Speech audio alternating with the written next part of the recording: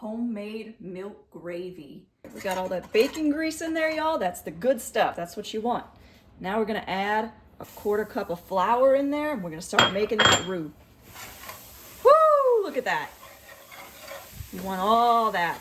Adding that milk in.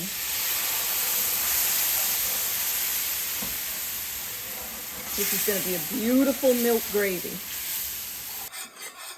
All right, y'all, we're gonna add just a little bit more milk, get it to our consistency we want it. We're gonna take it off the heat.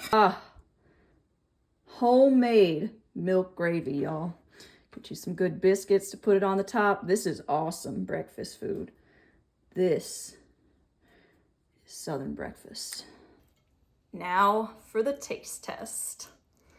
Oh, y'all, I'm so excited. There's nothing better than a homemade milk gravy. On top of these beautiful biscuits. Try this out, y'all.